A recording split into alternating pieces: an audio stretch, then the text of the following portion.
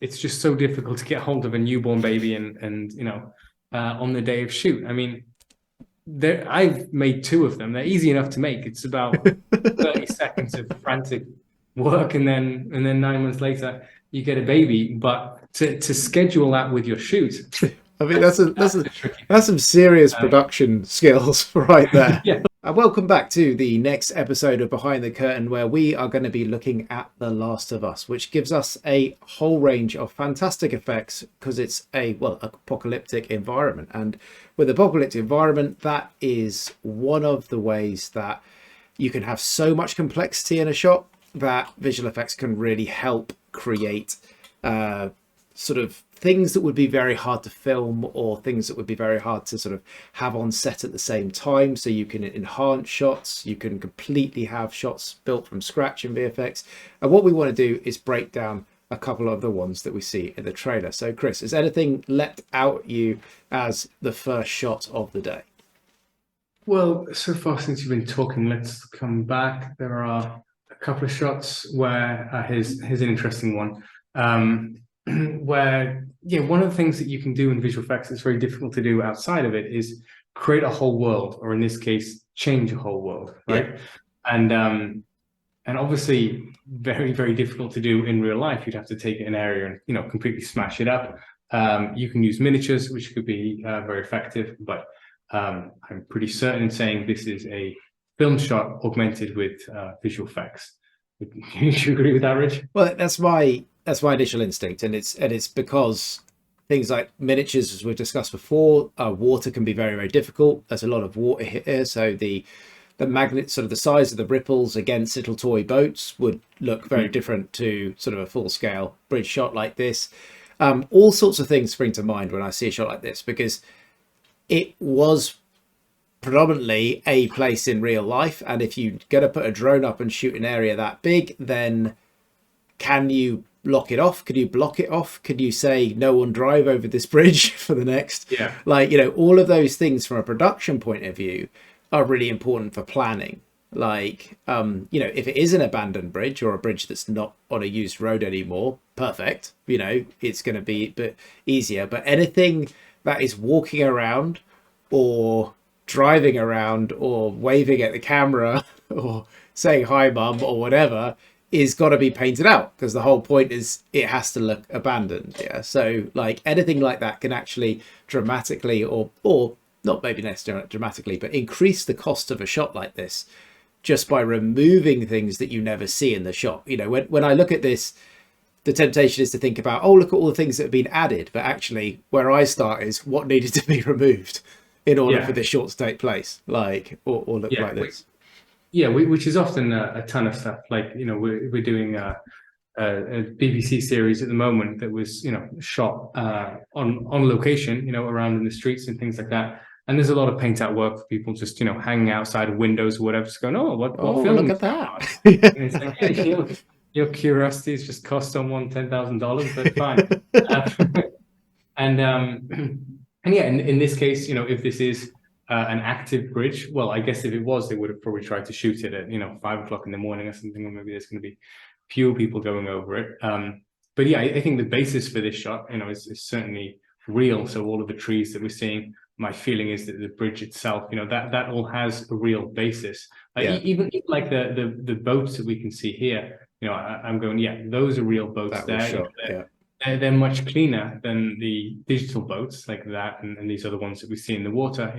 Obviously these are going to be digital, not because they're badly done, but because it's expensive to sink a boat and will take you a while to clean up after yourself.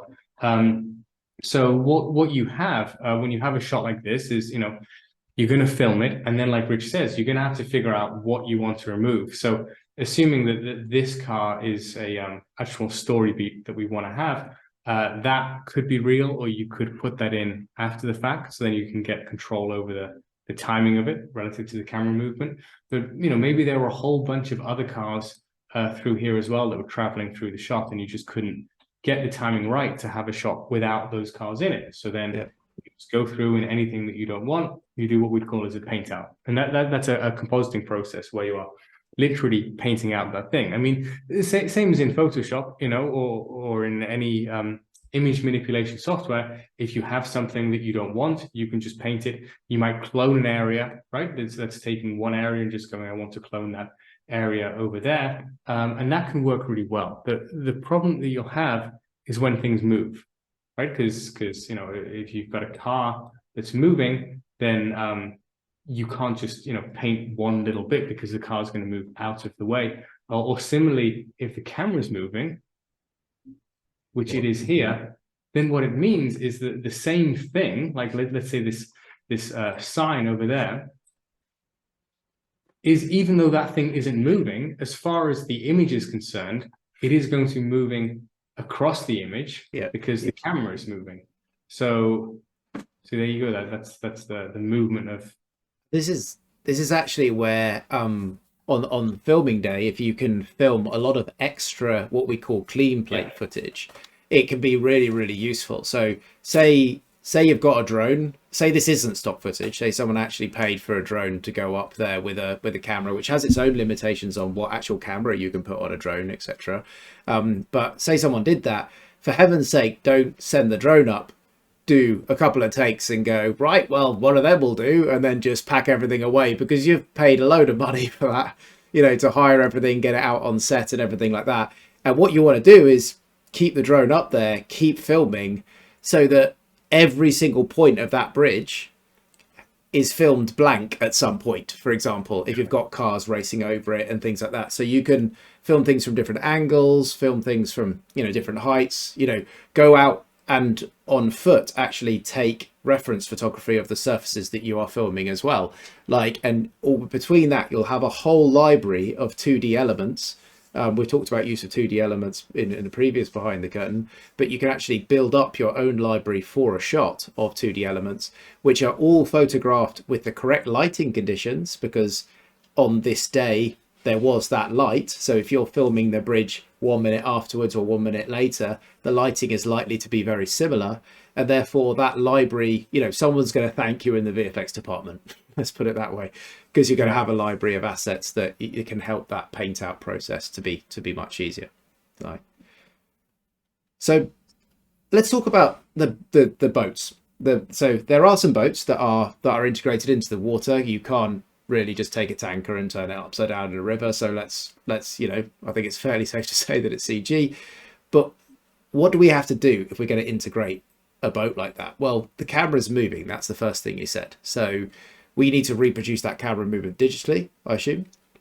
Yeah, and I mean, Rich, if we come back a step to talk about paint. Oh, sorry. Go on.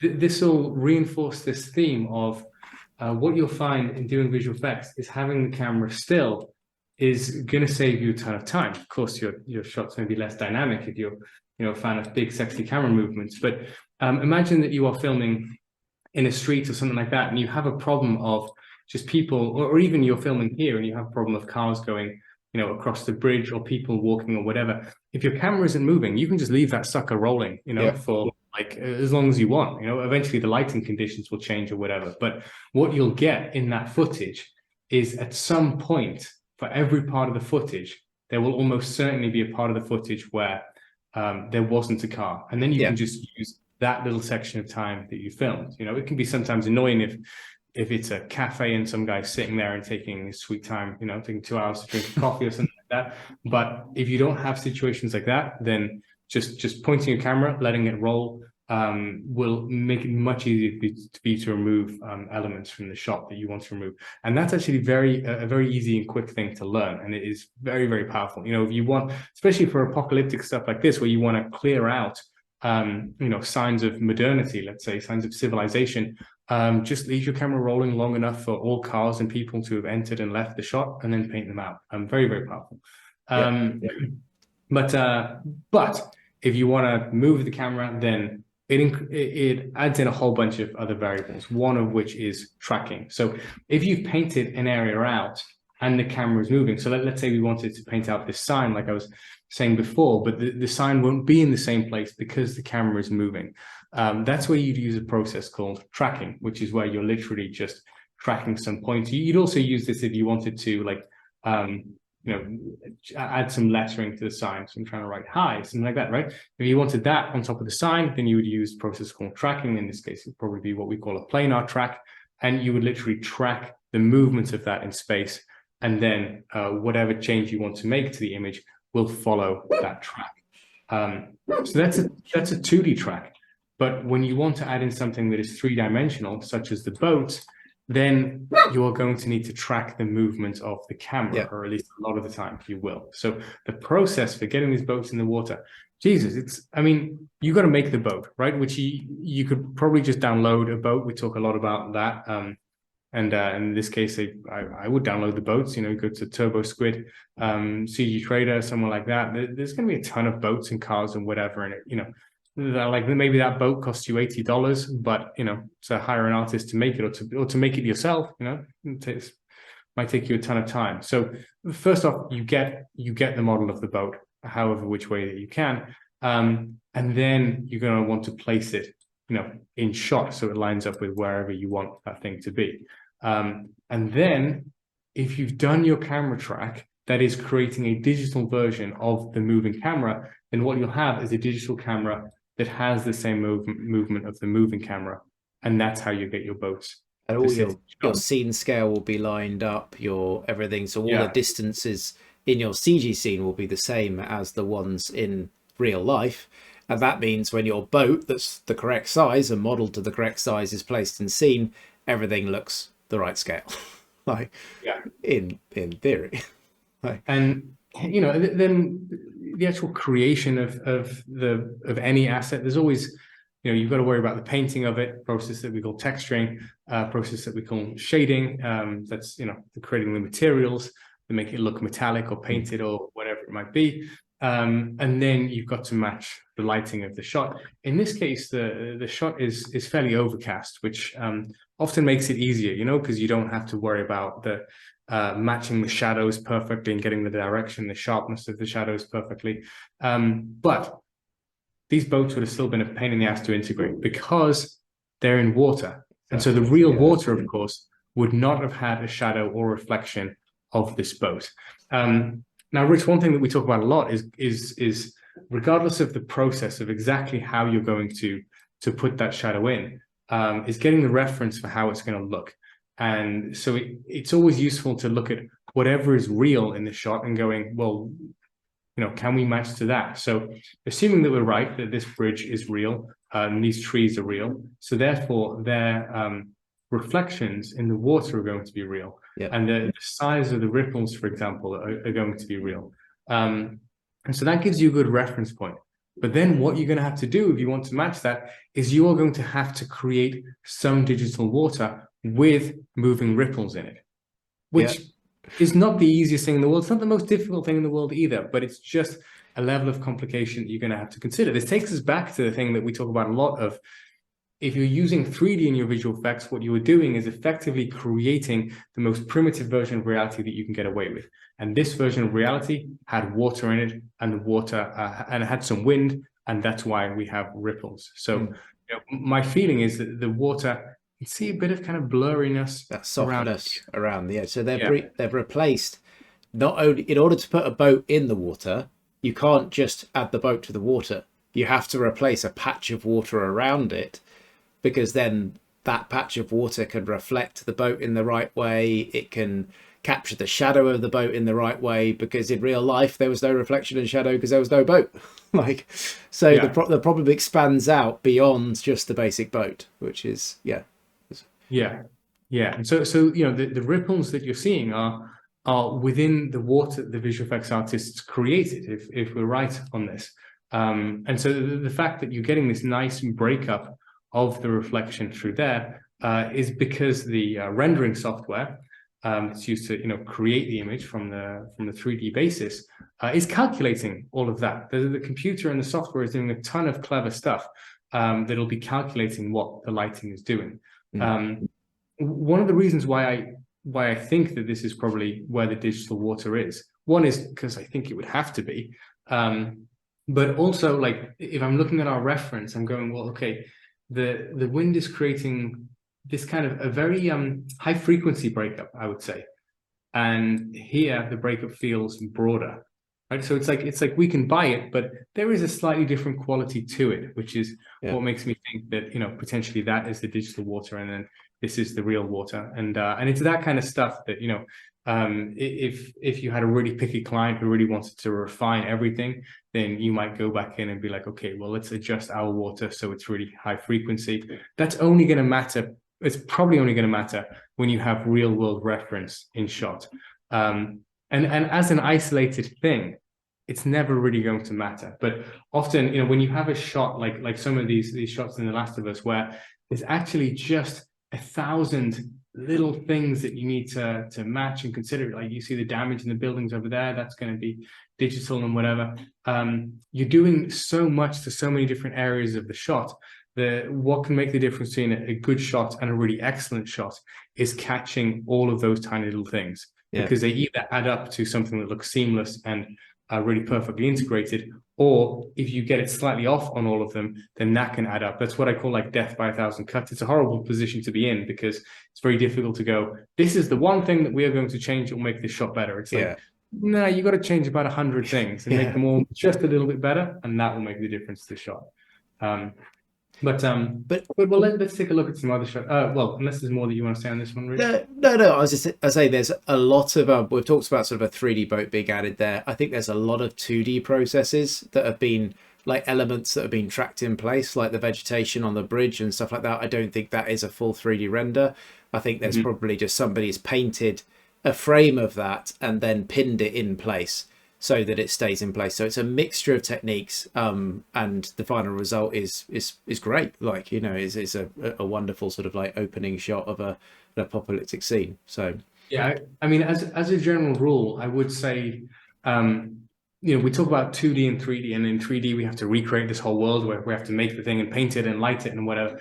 And so that kind of gives you an indication that 2D is just, it's a much quicker way of making changes. So even this shot, for example, to change the mountains in the background, if you wanted to add more here, over there, if there were more cars driving down, such as what we were saying before, removing something or adding something as a painting, much faster process, both to do and to learn than 3D. But you are much more limited if you're only working within 2D. So for that reason, very, very powerful to have a full understanding of what that process is, and when to use what tool, right? Yeah, because you can lose a lot of time if you are, you know, making full mountains in 3D and lighting them, when actually what you could do is just get a photo of a mountain and drop it in shot and track it. Stamp the one next to it and change it a bit. Not much closer. Okay, we're coming up to another interesting one. Boom. So, God, I think they so much the girl walk the plank, and if she falls, you get another actor. Yeah, I'm sure there'll be another one. Or if they're unionized and you can't do that to them, then I think this is where you use a decent amount of green screen. So anything that your actors are in contact with, ideally you don't really want that green screen, right? So you wouldn't want to do this as everything's green screen except for the actors, right? Because then they're sitting on a green screen, all the green is bouncing back up at them, creating the reflection, what we call green spill, and then you need to somehow replace this stuff and add in their shadows back in it. No, ideally anything that your actors are touching is not the actual green screen. So what I think is they built a custom set for that is something like this. Certainly the top of the scaffolding, I think. But no, maybe not. Maybe not. I'm not sure about the scaffolding. The bottom bit of scaffolding, I think, is digital. This thing she's walking over is digital. Is real. And so then the distance that she can fall is, I don't know, going to be very, very small. Right? So below her, there's like a green floor or any floor that you could cut out fairly easily. That's only like half a meter below the thing that she's walking on. So the actor's safe. You're maybe not getting a real reaction of the danger of her situation, though she seems pretty casual about it. She seems I would say like all of this is probably green, and then, you know, all of this background is green as well. So this is, you know, a heavy green screen shot, but like I say, it's a common misconception that it's just like, yeah, you just stick people in front of a green screen. And do you know what? In the earlier days of visual effects, I think that was a temptation. Star Wars got criticized a lot for overuse of green screen because the temptation was like, well, if everything can be removed, then we can do everything. And we Yeah. can, but not very well. Yeah. Or it's very, very It's very difficult. hard to So do it convincingly. so picking where you're putting your green screen is a key part of it. And yeah, screen left, I'm not sure. I'm not sure whether this is set or not. I don't know. What do you think? I I'm tempted to say no, but it's good. Like as I say, it works really well. All of it works really well. The only thing that slightly jars with me is on the right, the way that the actors are sitting and interacting with the sort of the roof of that house. It does feel exactly like that's a set that they are sitting on, and that's all Yeah, built and that's real. But it feels a little bit too much like a set because of what the VFX artists have done to everything else in the background. Like, do you get yeah. what I mean? It's really It's like like this is all there's greenery everywhere here. there's this, yeah. I mean, maybe they keep that house clean. I mean, do they get out and scrub it every day or something like that? Like, but like, it seems like the world has taken over everything else in a really convincing way. But this little building, the top of the building they're on, seems very clean. Now that might be part of the story. I don't know. Like, but to me, it would be something to be aware of. Like, if I'm choosing to try and make a shot integrate as well as possible, I don't want an inconsistency between what the practical guys are building as a set and what the VFX guys are doing for the background, if you get what I mean. Yeah. Like, so yeah, it'll be really interesting to know if there is a story beat here about why that building on the right is really clean, like compared to everything else. Yeah. Because it The- go on. well, there's another interesting thing I think with this building, in as much as there's a lot of discussion a lot of time about what do you do it in camera, do you do it in visual effects, and there is well, obviously my preference is to do it in camera. I think there is often a snobbiness to go like in camera is better, but the interesting thing for me is that essentially the challenges that we face are much the same, right? I mean, assuming that we're right that this is the set, then yes, you want to make it in a way where it's not going to instantly collapse as soon as they sit down on it. And in visual effects, we don't need to worry about that. We don't need to worry about the physicality of the thing. But in terms of like building in the wear and tear, for example, we need to be very conscious of that and be thinking about like, okay, what was the lifespan of this building, and in what way would we expect it to get damaged and dirty and whatever? Like, for example, would the tiles on the roof here have a different color or have different texture to tiles on the side because these have maybe been exposed directly to the elements, or at least to rain and snow and Yeah. whatever, whereas here they've been exposed less directly. There is it looks like water leakage there. Maybe there would be more of that or less of that or whatever. These considerations that we would have to make in visual effects, you'd have to make on set in the exact same way. And often like the giveaway signs that maybe we haven't been as attentive as we could be, where we've just been like, yeah, we'll just stick a bit of dirt there and a bit of dirt there, and we haven't thought about how that dirt or how that thing would accumulate in that area. And that would make our work weaker. You see the same thing on set all the time. It's really interesting. The thing that makes it really effective or less effective are more or less the same considerations that we make, which ultimately, I'll sound pretentious to say it probably, but it's story, right? It's thinking about the lifespan of that thing and then trying to recreate it because all of film is visual storytelling, I guess. I would say one thing, that if we're wrong and if the right hand side of the shot in that foreground is VFX and those actors are on a green screen, then the compositor has done an amazing job. Like, because I really feel like those actors are on that surface, like, if that makes sense. So if it is actually a CG built surface, then hats off.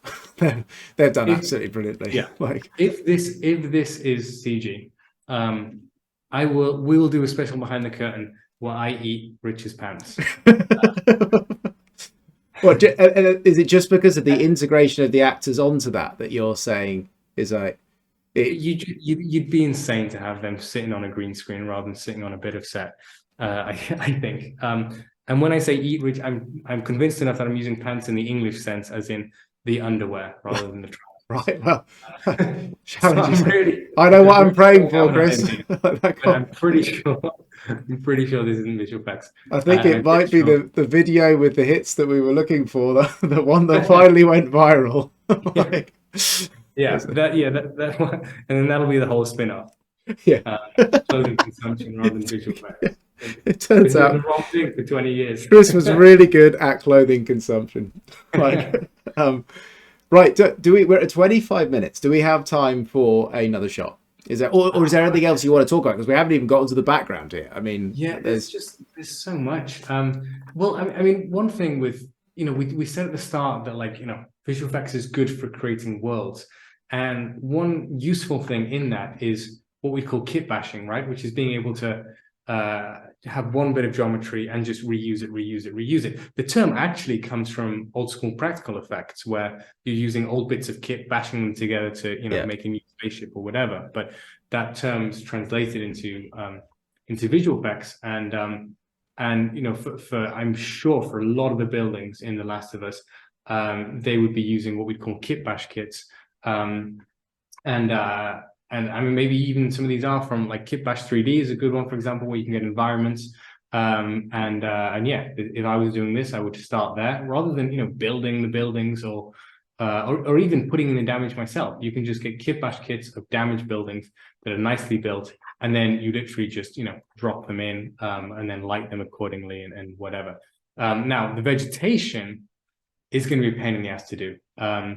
And you could do the same thing. You can kit bash vegetation and start to place it, and there was probably a decent amount of that. But anytime when you need to do one action in a regularly repeated way, you're going to want the computer to help you out with that. I actually say that to my artists in-house all the time. If I see them doing the same clicks, like if I see them placing every single tile by hand, then I'm going, if you're doing a repetitive job on a computer, you're insane, because computers are made for repetitive That's jobs. the thing they can do.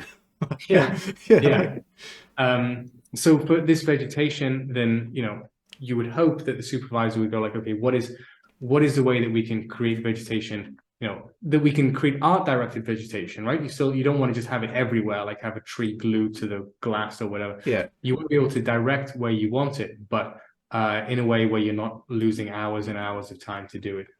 How they did it, I don't know. A common solution is a program called SpeedTree, and that integrates with Maya or with Unreal or a whole bunch of software, and that's very common for vegetation. And then as you get how they did it, as you get further back, you don't actually need to do the vegetation in 3D. In further back, you can use images, you can just paint it in, it becomes much more forgiving, because you can use 2D solutions that you have tracked in place or pinned in place or projected in place or whatever technique you want to use. But the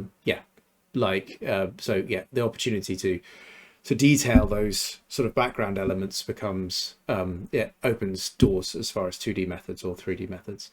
So Rich, there is a shot here that I want to touch on, because me and Rich went through this trailer beforehand, and this shot I think broke Rich's brain. Honestly, I can't compute it. I can't compute it, like because I don't know what the call is. Think the background, and I agree.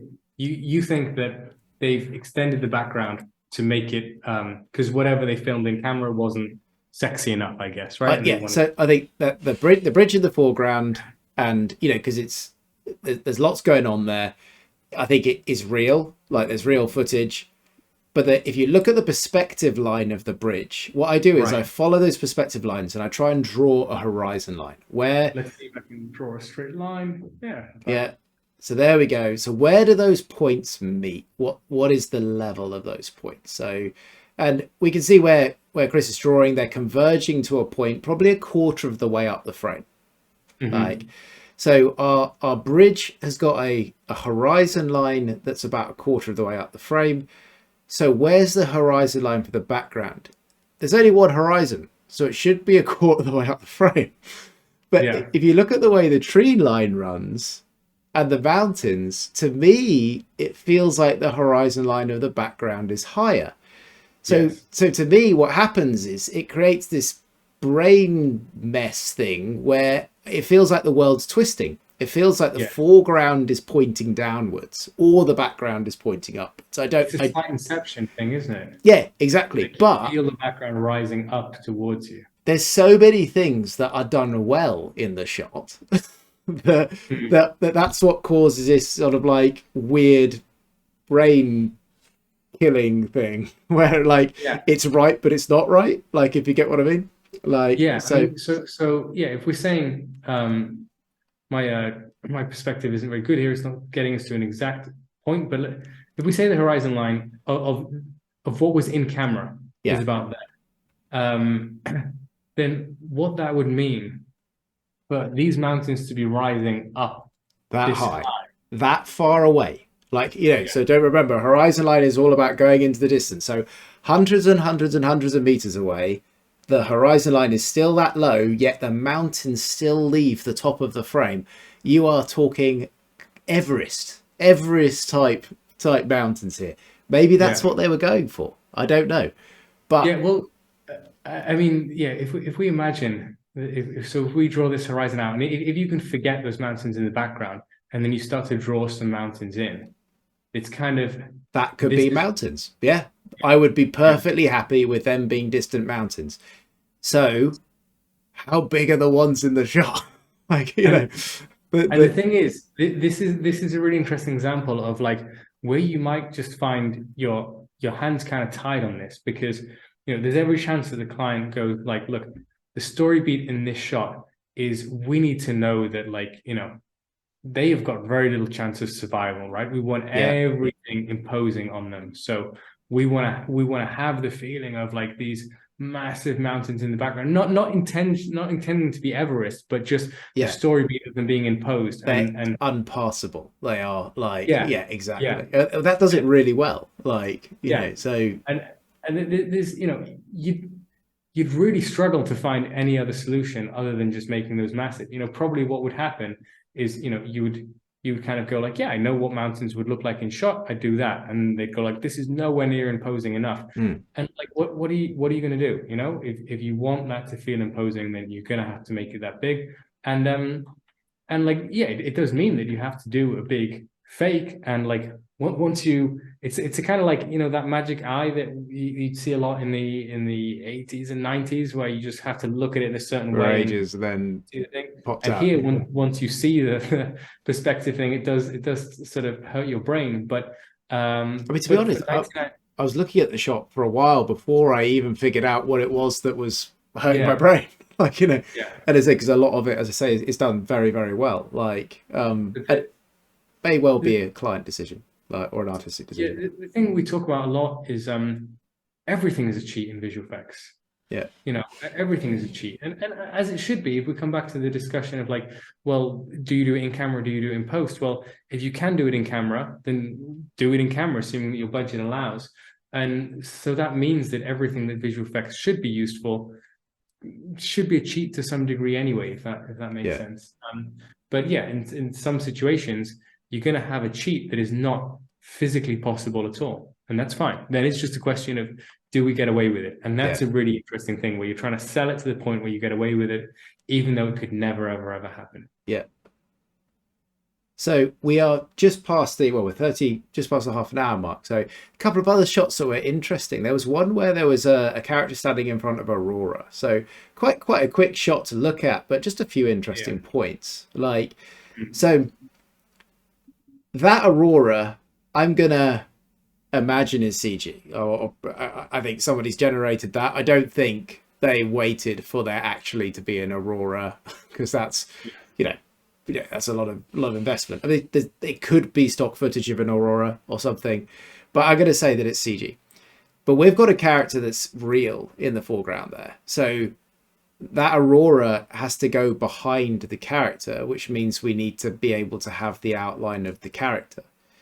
Like, but actually, that's pretty easy in a shot like this because the Mm. character is got a very simple outline. Now, Yeah. I don't think someone stood up there with a massive green screen behind them to key them out. Mhm. They could have, like, and then you remove the whole green screen, you put in the night sky, and everything works. But I reckon probably someone just drew around the edge of that, like, Yeah. as in with a Yeah. roto.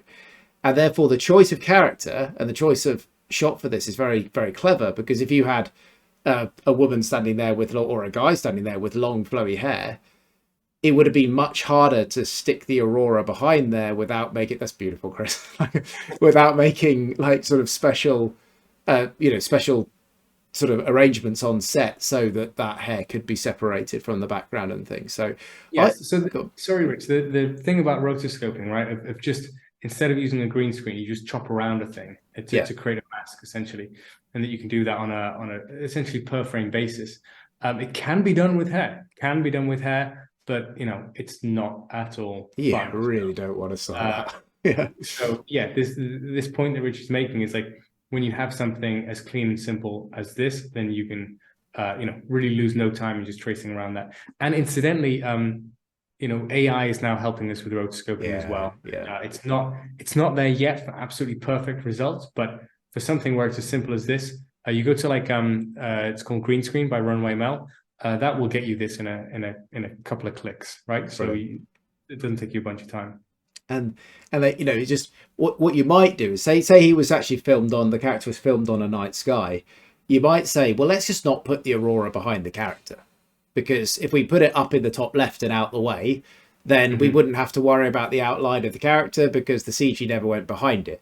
But it's really nice when you have the integration, when there is the overlap between the plates and you do it well. It just sells it. It sells it to that extra level. And here there's a simple outline, take advantage of it, use it so that the character sits over the CG and the whole shot is more believable, if you get what I mean. So yeah, just a nice little one there. And we've got Yeah, I go on. mean, Rich, this shot is an example of a shot that you could learn to do convincingly without a huge knowledge of visual effects. Yeah, yeah, And compared to like the integration of boats in water or whatever, there you need to put in a bunch of time. But there are so many examples of shots in really, high budget professional productions where it's like, oh, you can completely change that shot with just a small understanding yeah, of basics of compositing. This is where an understanding of 2D is very useful. Like I say, 3D, you got to learn it at some point, but it is more complex. But yeah, a shot like that, yeah, you don't need to go into the world of 3D. You can learn to do it pretty quickly. absolutely. 37 minutes. I think we've got time for one more. Has any stand out for you? Was there a shopping There center was this one? Is there baby a that baby I don't want to one? say, I don't want to say, if that isn't a real baby, then Jesus Christ, they're gonna go. Then you will eat my pants. No, I'm not pan eating on this baby because It's I because just you know the history of babies in film. Like, 'cause but babies have been done many different ways, is it? What was it? Was it Children of Men? Which one had them? children of men, and that's going back 20 years, less than 20. Around then, there's a giving birth sequence now, and that's a fully digital baby, and it was really amazingly well done.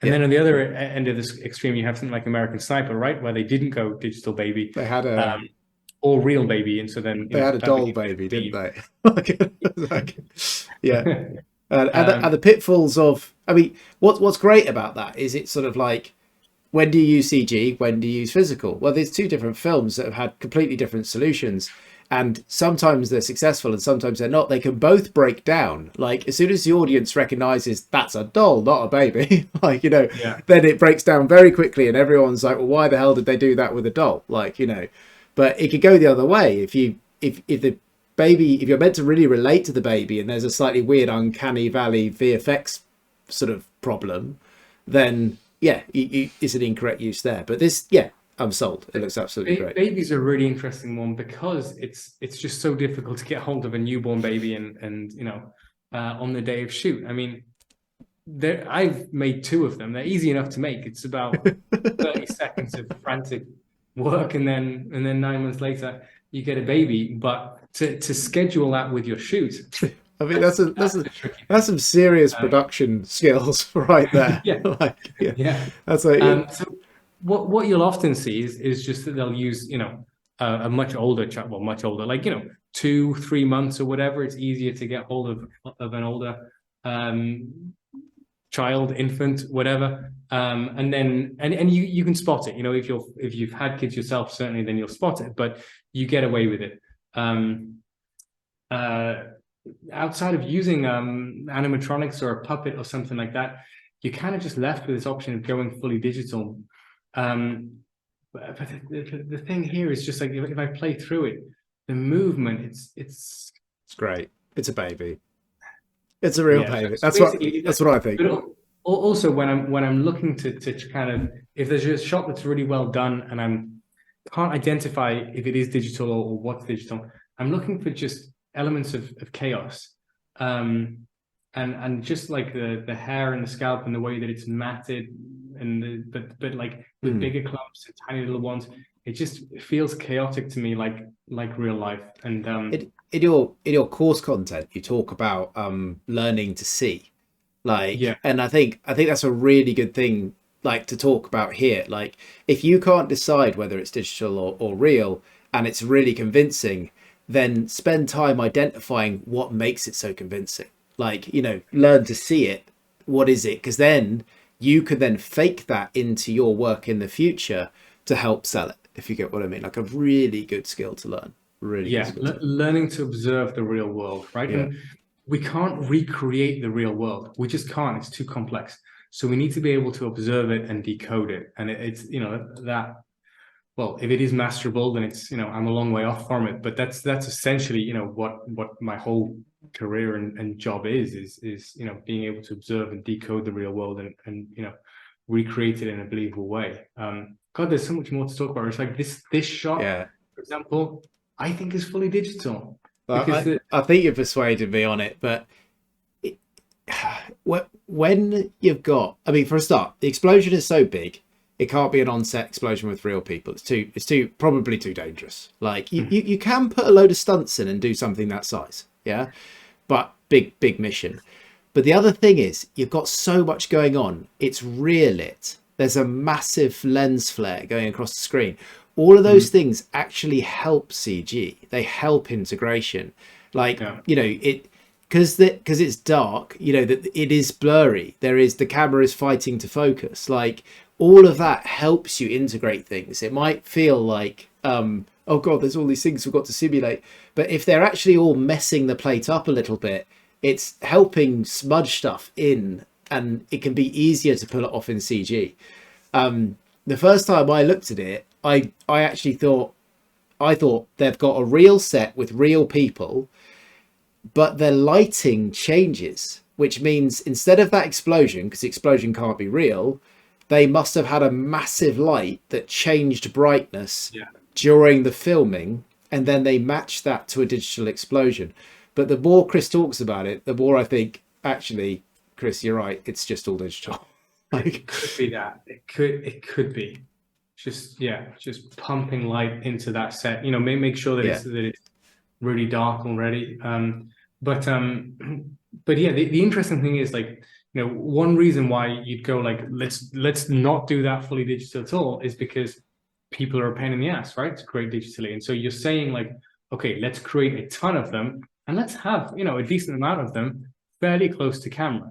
So if this was people casually strolling, it's not very motion blurred, and it's in full daylight, you've got one of the most difficult visual effects shots you can imagine if you were doing all these people's visual effects, right? It's going to be uncanny valley all day long if you can see their faces and whatever. But that's where what Rich was saying about the fact that they're backlit allows you to get away with a lot. So you could for people, you can basically download models and rigs of people.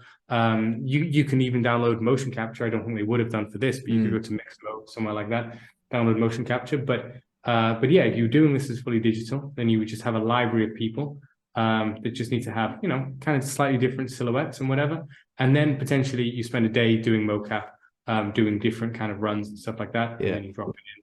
And then this kind of stuff, again, you could kit bash the vast majority of that. And so it is, if it is a fully digital shot, I don't know that it is, but if it is, it's totally doable as fully digital. When people do crowds that way, there are sometimes telltale signs, aren't there? Like, the actors, because they're all CG, don't act in any way where they're aware of each other. Like, Yeah. so they make movements that would be strange if you were that close to someone else, or sometimes you can see duplication. So you can see, oh, look, that's the same model just moved over there and, time slid a little bit sort of thing. Yeah.